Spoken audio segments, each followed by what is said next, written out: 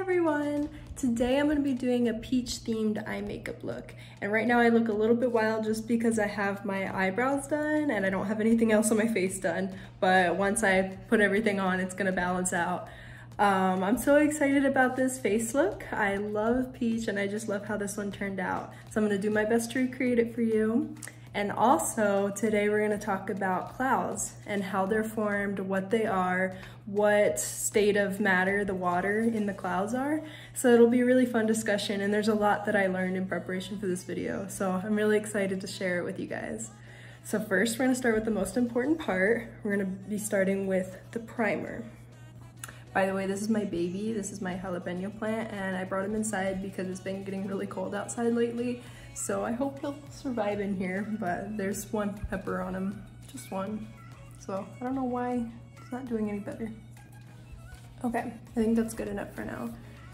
Every makeup look, I think pretty much every makeup look I've ever done, you always start with your transition shade. And remember, the transition shade, it varies per person. So don't just use the color that I'm using unless your skin tone and your skin color matches mine pretty well.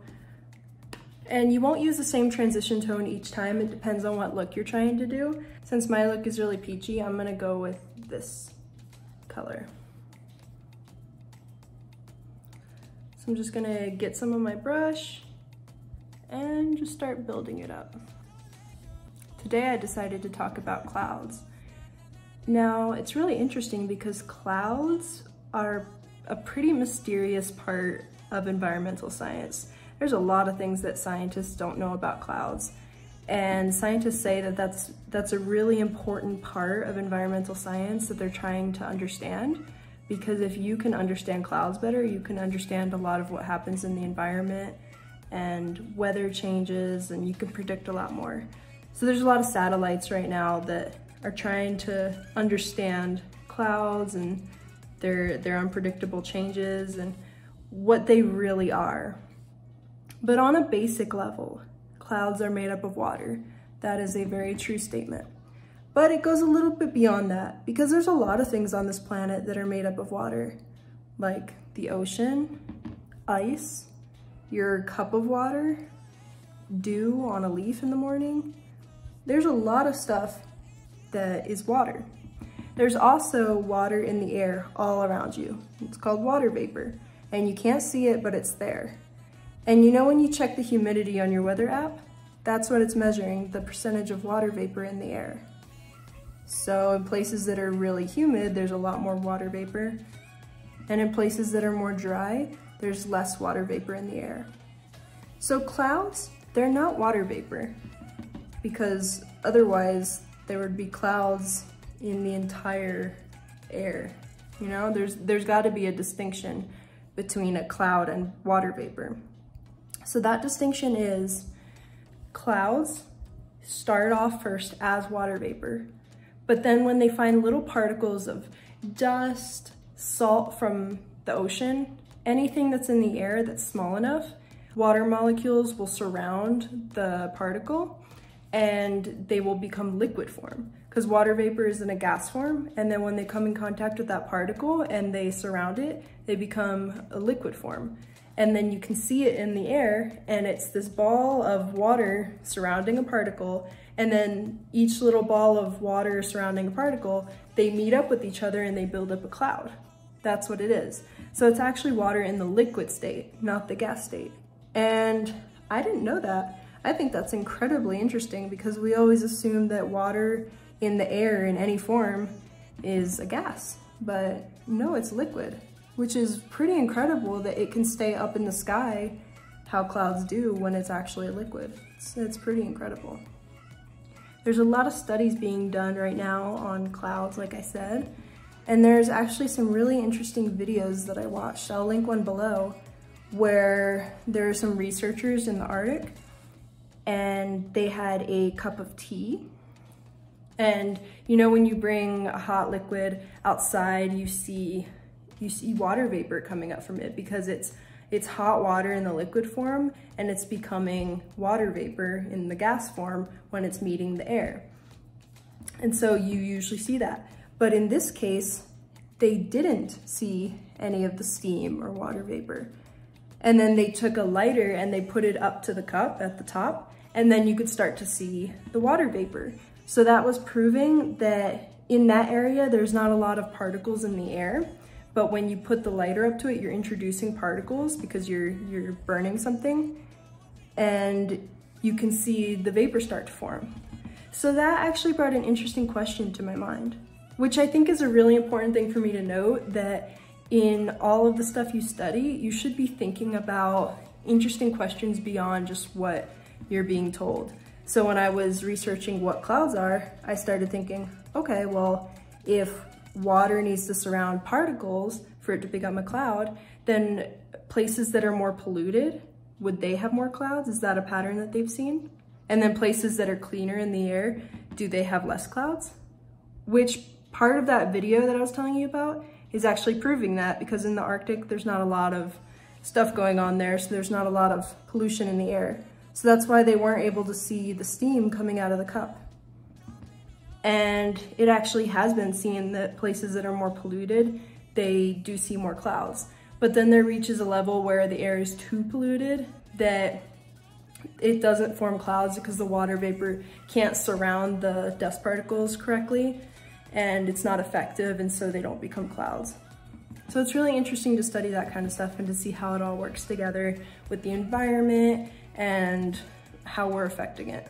So I thought those things were really neat. And I'll link some more articles and videos down below so you can study it more. I just think that's so interesting. Okay, I've been building this up for so long. I think this is a good place to stop. Okay. So once I'm done with that transition shade, I'm gonna be taking a gray shade. I'm gonna be taking this gray. It's a little brown. It's got a little bit of a brown undertone, but it's mostly gray. I'm gonna be taking this shade. Don't be afraid to put a lot on your brush. And I'm just gonna be pressing out on the outer corners. I really like these colors together. So just try not to go past the middle of your eyelid. You wanna keep this on the outer corners. Okay, I think that's pretty good. So now I'm gonna be taking that fluffy brush and I'm just gonna be using it to blend. I don't wanna blend too much, but I do wanna make that gray blend a little better with the transition shade. Now I still have more color to add.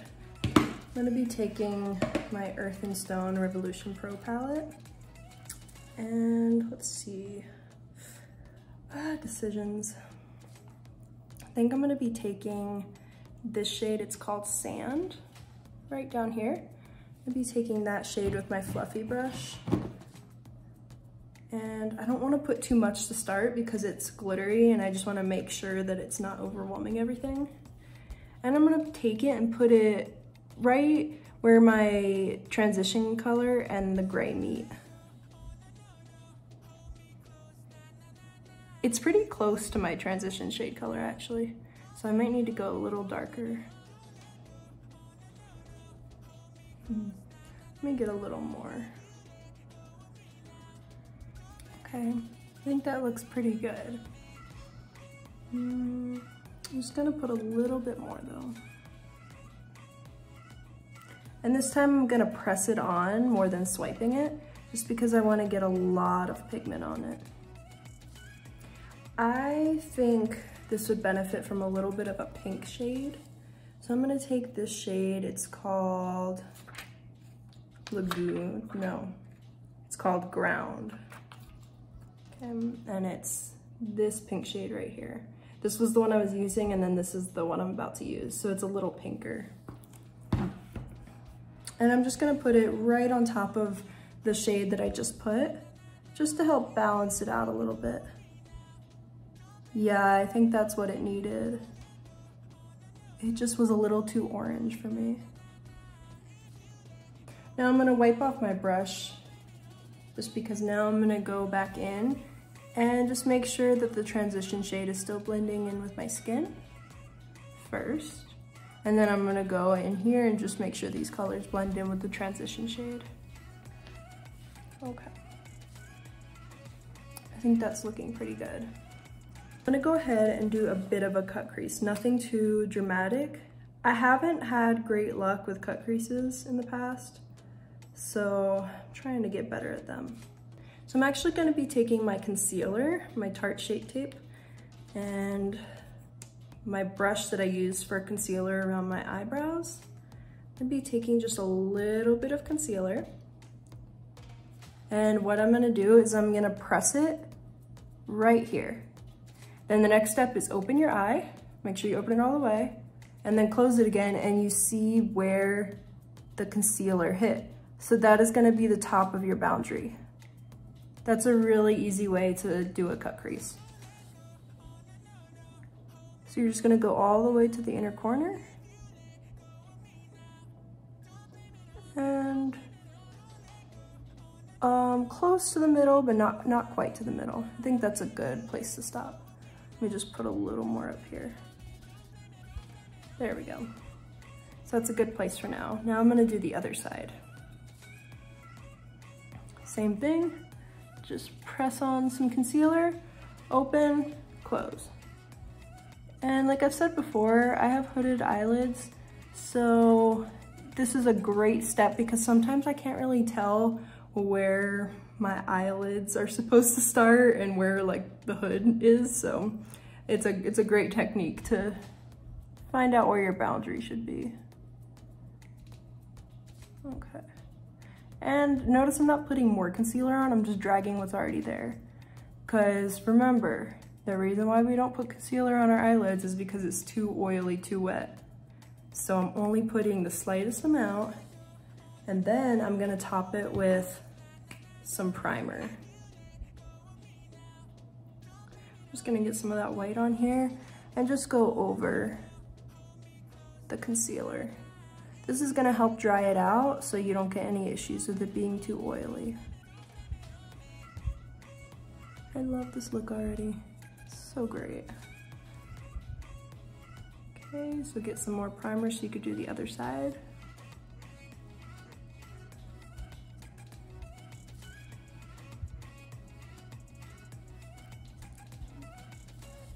And you're obviously not gonna get it to a perfect white, but do your best to get as light as you can because we're gonna be putting some light glitter on top and you just want it to be able to shine through. You don't want a dim glitter, so having a white base is really good. And just make sure it blends really nicely with the other colors. What I do is I put it straight on my eyelid like that and then just swipe it a little.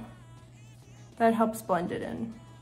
And it doesn't have to be perfect, but remember, foundations, and I don't mean foundation and makeup, I just mean foundations in general, are really important because it's the basis for everything else. Everything on top of it is only gonna be as good as your foundation. Which does apply to foundation on your skin too. Okay. Now I'm gonna be taking that flat brush that I use for glitter, and I'm gonna be taking this white glitter. It is called, it is called Barely There. And it's such a pretty glitter. It's got some hints of purple and blue. So I think it's a really good color to use for this look. Now remember, kind of go and like press on it and push some glitter up so that, wow, that's really pigmented, so you can get a lot on your brush. You're gonna have some fallout, but it's okay because you haven't done your face makeup yet, hopefully. And if you have, they sell these little stickers that you could put there so you could save your face. Okay. Just be careful to stay within that boundary. If you go outside of it a little bit, it's okay, but you're gonna have to do some damage control. So it's best to just avoid it. Okay. Then do the same thing that we just did to blend the base, and do that with the glitter. Okay, one thing that I'm feeling is I want to go in a little bit more with that gray color because I feel like it got washed out just a little bit because of everything that I did. So I'm just going to go back in, get that gray color, and then just press it on.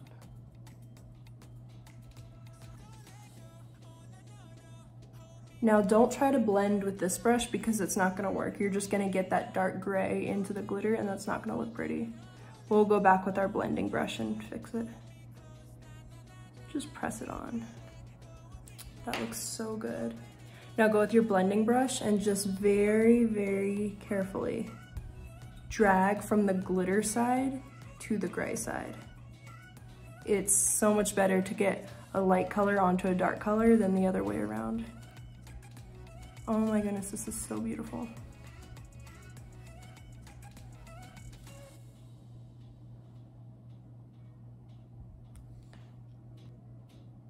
Okay, I'm gonna do something here. I'm gonna take my blending brush and I'm gonna take this purpley shade. I'm just gonna put a little bit where that orange shade is. I'm just not really liking the orange too much. It's not peachy enough. So I'm gonna take it and I'm just gonna go right up here. Okay, wow. Be careful, you don't want to mess up that inner corner area. Okay, that really helped.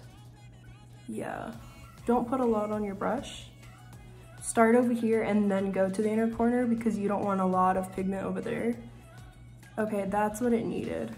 It just needed some purple. It balanced out the orange and it made it look more peachy. That's what it needed.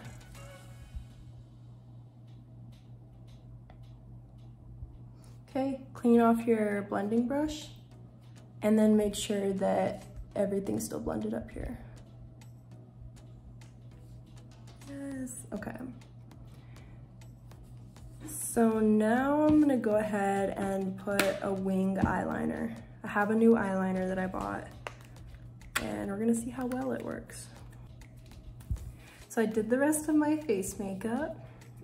Now I just gotta do underneath my lids, and I'm gonna start by putting that gray shade with this brush. Just gonna be putting it right here. Remember, don't be afraid to go down far. It's gonna be covered by mascara anyway. You'll still see it, there's still a point putting it, but what I mean is this looks crazy and the mascara is gonna dim it out, so don't worry. I'm gonna go a little farther in.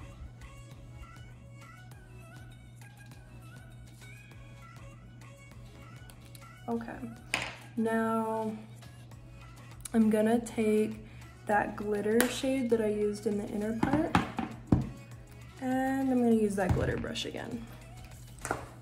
I'm just gonna press it on right here. Now I didn't put any concealer or primer, so it's not gonna be as vibrant. You could actually tell the difference. So that is the reason why you put primer and concealer. It really helps make it, you know, worth something. It really helps bring the shine and the color out. Now I'm gonna be taking that fluffy brush and I'm gonna take this purple color right there.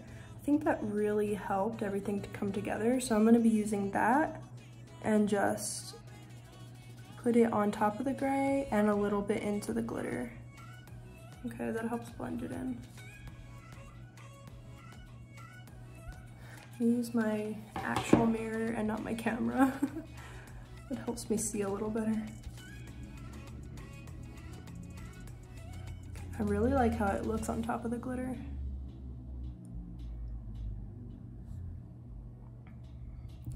And finally, we're gonna be putting that orangey shade because the bottom doesn't really match the top right now without it. It's definitely a big factor. Let me put my transition shade. I think that really helped bring a little bit of the peach. So I'm taking my transition shade on this brush and just putting it underneath everything. And it's just helping it blend into my skin. It looks pretty crazy right now, but we're gonna be putting mascara. I'll put it on right now. I was gonna do my falsies first, but let's just go ahead and do the bottom lashes. Sorry, this is a terrible angle. You guys are gonna be shocked at how normal it looks because it looked really funky before I put this on. Let me show you what it would look like if I didn't put falsies on, just so you could see how it would look like on you if you don't want to wear them, which is completely understandable. I actually considered not wearing them today, but I'm just gonna go for it. So this is how it would look without lashes. It's still pretty good, I'm not complaining. I'm gonna push them down a little bit so that I can get the falsies on. So I'm gonna go ahead and do that and then I'll see you in a second. This is the difference. Falsies, no falsies and no mascara. I'll throw on mascara on this side and show you the difference between falsies and mascara. It really elevates the look. Not to be dramatic, but it does. And that's the nice thing, that you can wear this look in a more casual setting. If you don't wear lashes, don't put the wing. I mean, do whatever you want. Tone it down if you want. Wear crazier falsies if you want, go for it. So this is how it looks with lashes and just mascara. This is the final look. I love it. It looks so good and it matches the lipstick so well. I think it's such a nice peachy look. So hope you guys liked it, and I hope that you learned a lot from what we discussed today about clouds, and definitely gonna come up with some new fun science questions to discuss. So put in the comments if you have any ideas for that. Until then, I look forward to seeing you guys next time. Bye!